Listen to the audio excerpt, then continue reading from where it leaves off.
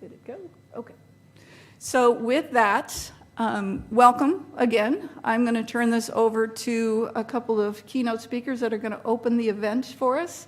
Jessica Halofsky is the director of the Climate Hub for the Pacific Northwest and the director of the Western Wildland Environmental Threat Assessment Center.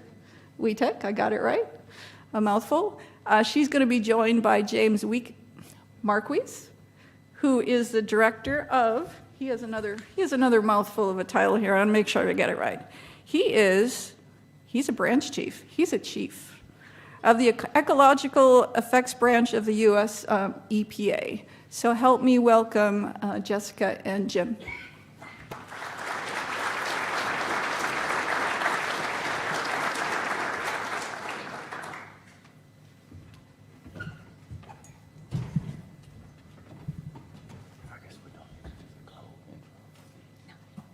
All right, thanks for having us. I really appreciate everyone showing up. This is a dream come true from a couple years ago of talking with the other agencies and how can we be smarter about approaching wildfire. So it's a truly overwhelming response. And I'm going to start off talking about, well, our presentation is two parts. One, how we got to where we are, and two, what we're doing about it. Jessica will handle the more important part of what we're doing about it.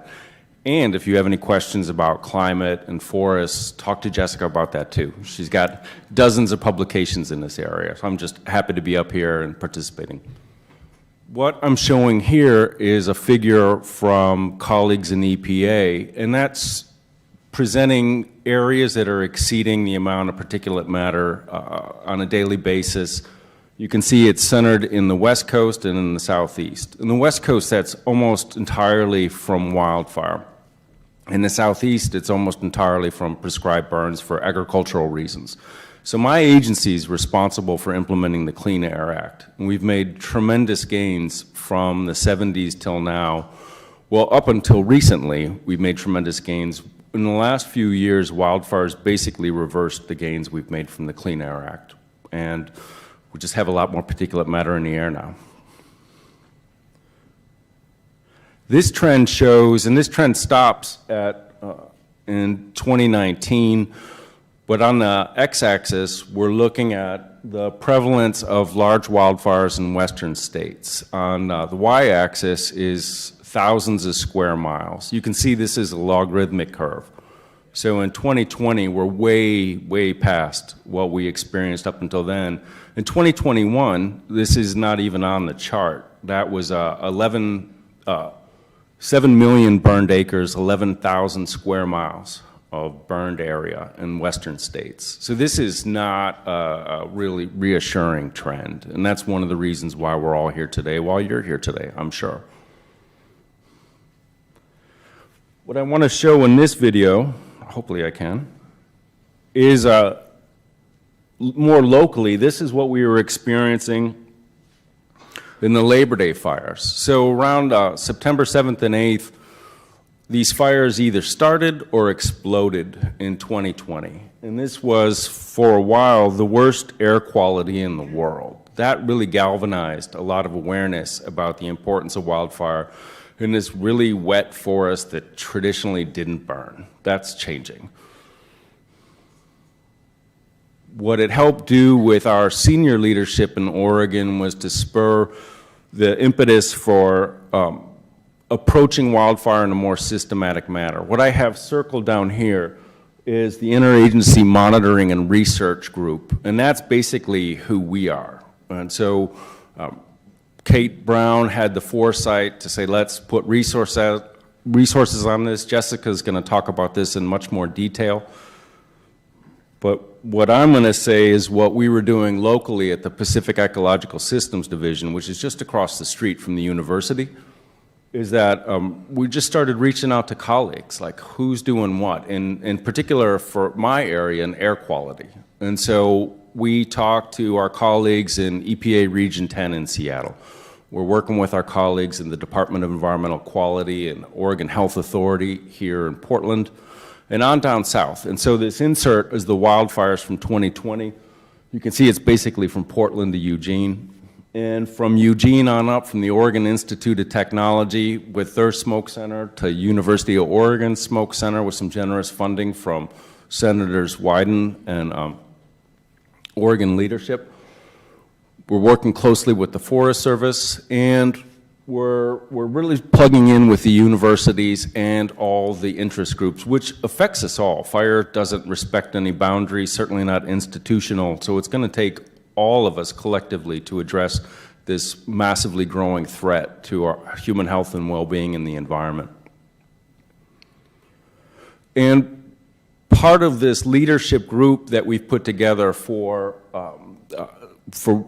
our interagency research group, we signed a memoranda of understanding among a dozen agencies, which is to say that we've all agreed to make it as easy as possible for us to share data, to work with one another, to overcome traditional boundaries of agencies aren't super free with sharing information. So we're trying to break over that boundary so we can all be more effective about it. And this interagency team is the leadership team, which basically is charting a future, arranging for agreements like this, arranging for funding like this, and the science team that's more boots on the ground. Who's doing what, how can we go about it smarter, and Jessica's going to talk about the specific initiatives we've implemented to make this a more fire-resilient community and a hopefully more hopeful future for all of us. So with that, I'm going to introduce Jessica, hand it over to Jessica. She's been introduced, so thanks very much for your time.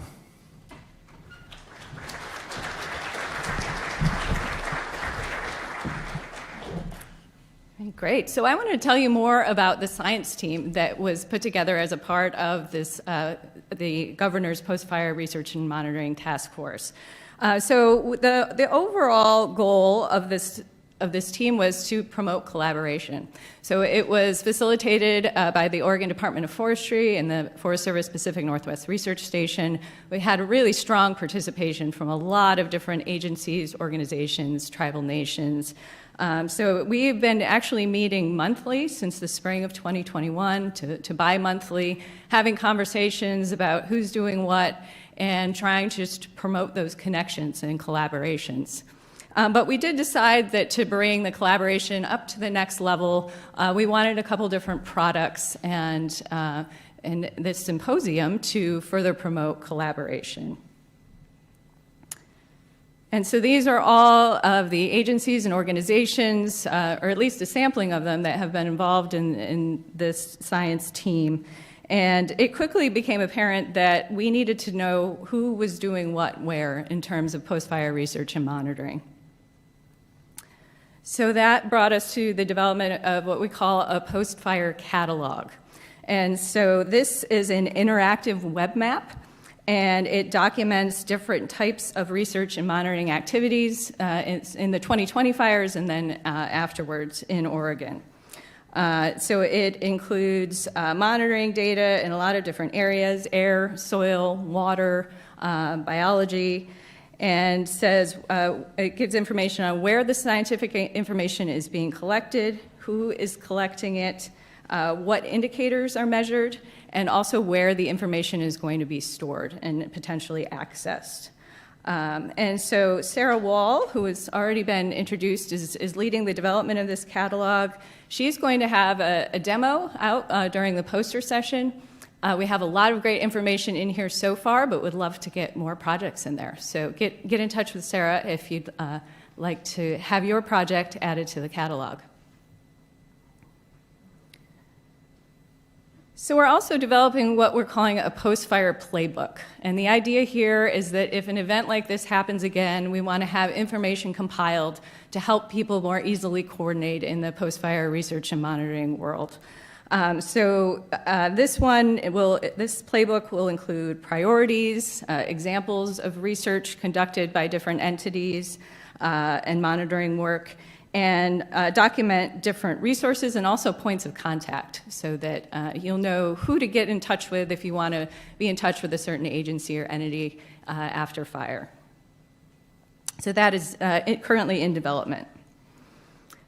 So the third main product from our group was this symposium. And I did want to make you aware that we're going to have a couple different opportunities to compile the information from this symposium. One is going to be an EPA report, and you can add your abstract and presentation to that report. So everyone will have the opportunity to do that if you would like to. The other thing is we're going to organize a special issue of the journal Northwest Science. And so anybody interested in submitting a manuscript to that will be welcome to, and we'll be sure to get in touch with you all after this event to learn more about how to contribute to these different products.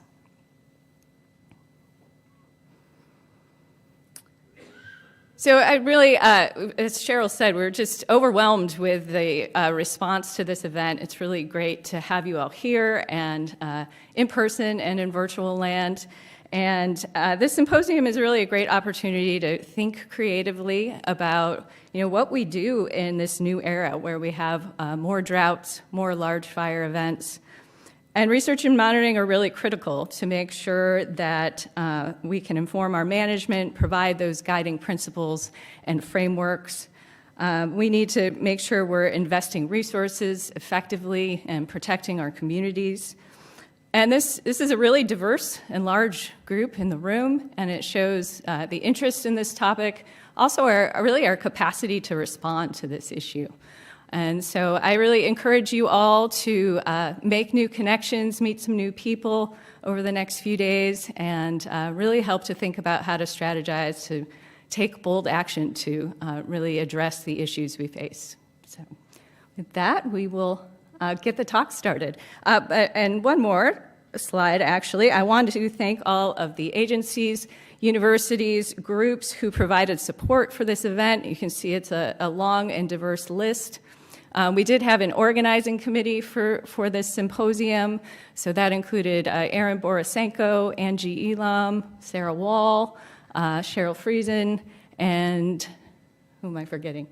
And myself, of course. But I especially want to thank Sarah and Cheryl for their very hard work. This event would not have been possible without their efforts. So, round of applause for our organizing group.